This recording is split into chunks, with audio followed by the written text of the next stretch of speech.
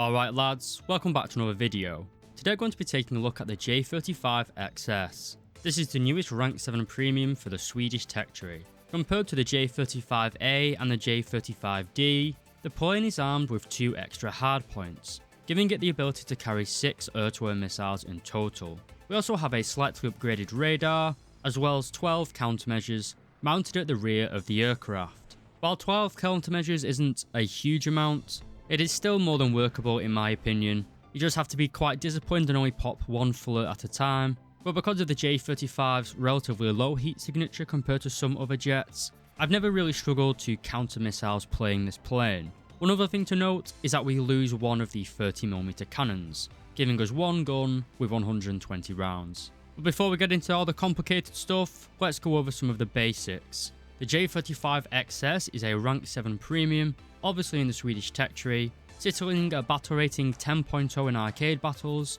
and 10.7 in realistic and simulator. This battle rating of 10.7 means that you very rarely see F-14s, and most of your games will be flying against 9.7 jets, such as the Su-25s and the A-10s, albeit they are slightly higher in battle rating. Compared to those planes, you are much faster, much more manoeuvrable, but you do lack the all-aspect missiles, which we'll cover shortly. Anyway, to purchase this plane, you're going to have to fork out $70 on the Gaijin marketplace, or Gaijin store, sorry. It does come with some premium time as well as some golden eagles, but still quite expensive, but again, we'll cover that shortly. But this vehicle in your lineup, it will only be 10,000 silver lions. This is a premium vehicle after all, and for the expert and ace qualifications, which are definitely useful at top tier, especially in a plane like the J35, which does rely on its manoeuvrability quite a lot.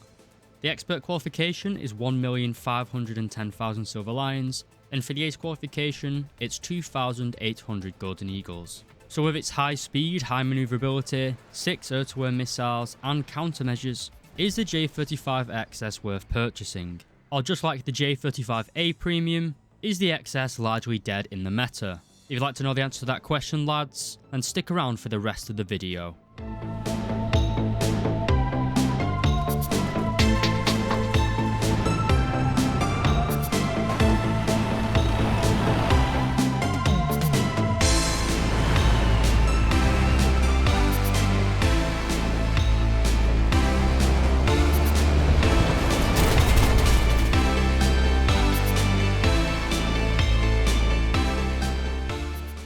Alright lads, welcome back. Starting as always with the engine, the J35XS, like the J35D, is powered by the Svenska Flick motor RM6C. This produces 5,580 kg of thrust at military power, and when afterburning, that increases up to 8,030 kg of thrust. In most of the matches you play, you will be one of the fastest jets around. You do get an awful lot of down tiers at the minute, down to around 10.097, where there are a lot of subsonics flying around. So your afterburning engine does give you a huge advantage on the battlefield, or in the skies I guess. Because of this, it is very easy to outfly a lot of your opponents, like the A-10s, the Su-25s.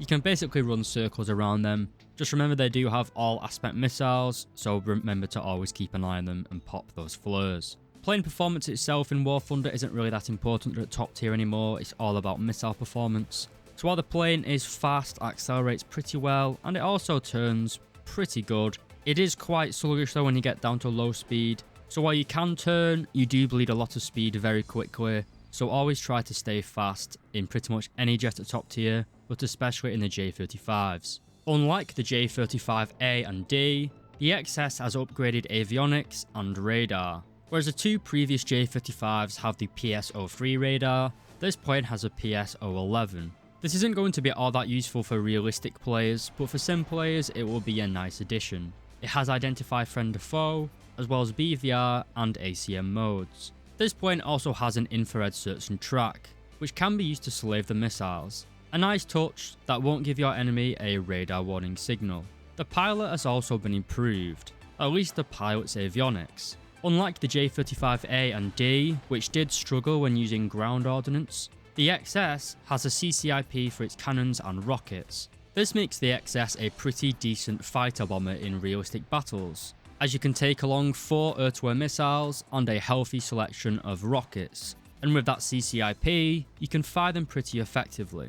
making the J35XS very flexible in my opinion. It's got good performance and weapons for realistic battles, and it's got good avionics and ground strike capabilities for ground realistic battles. Speaking of weapons, this plane is armed with a single 30mm Akan M55 cannon with 120 rounds of ammunition. While opinions are split on the performance of the 30mm Aiden clones, especially in top tier battles, but at 10-7, where you're fighting where most of the enemies are going to be subsonic, I think these guns are pretty decent to be honest. They do hit quite hard. In a high speed engagement they aren't the best, but most fights at this battle rating are typically subsonic, usually a lot slower than that. While you do only have one gun and it is a little bit hard to aim because they are quite far on the wings, the placement of the gun, if you get into a stall fight I still find them more than easy to use.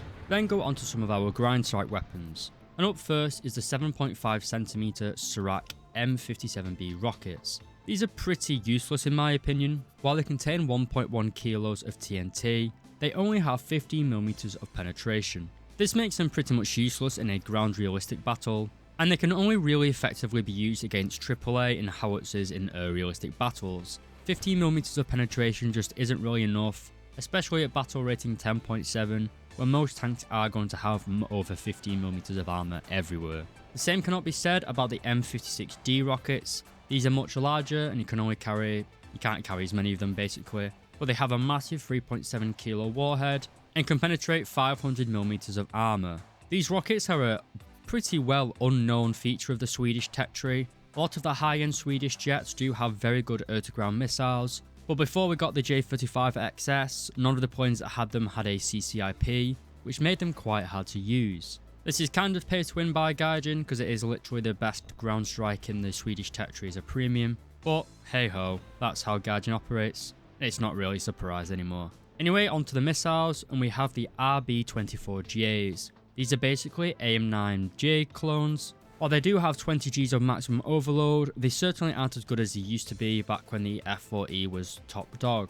I find that these missiles are very easily flared, and especially considering you're going up against things like the A10 which have over 250 flares, you will struggle to get kills against maneuvering enemies, especially enemies which have flares. With A10s, I simply just use your superior speed and maneuverability to outfly them, and seeing as you get down tiered a lot, there are still quite a lot of enemies that don't even have flares equipped, which does allow you to seal club in this plane. Whether that is a healthy feature for the game, I'm going to go ahead and say it isn't, but Gaijin simply just don't really care about the player health or the game health anymore, and they just want to make a quick buck. Anyway, you can carry 6 RB-24Js, and I'd say that they are still more than effective at battle rating 10.7.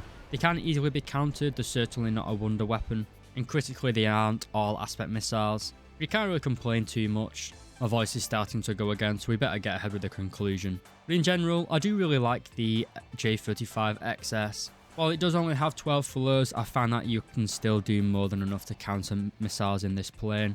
The 6 missiles is very nice. You can easily get 6 kills in a game, especially if you're selective against who you shoot your missiles at. Try and stay low and fast at the start of a game, go around the map, and then shoot at the big stupid A10s that are still flying into the battle. I can't tell you how to spend your money. $70 to me does seem very expensive for any plane. I would say that this is one of the better grinders in that they've added recently. It's fast, it's got decent missiles, it's got countermeasures. It may go up in battle rating, which may kill the plane completely. If this thing has to fly against F-14s like the MiG-23 ML for example, then it'll be dead on arrival, or dead in the meta, sorry. But if they keep it at this low battle rating and it keeps getting down tier to 9-7 every game, then at the minute this is a pretty effective grinder. But as I said, I can't recommend anything for $70. While the plane is good and it is fun, it's a lot of money. I'm not going to buy this myself, I've got it on a test drive. But if you are for some reason desperate to grind out the Swedish tech tree, then it probably is the best premium currently in the Swedish nation. Anyway lads, my voice is going again. I can only manage to record one 10-minute video a day before my voice just seizes. So as always, thank you very much for watching the video. If you did enjoy it, please do consider leaving a like and subscribing. And leave a comment down below, tell me what vehicle you guys would like to see me review next. As always, big thank you to all my YouTube members, and I'll see you in the next video.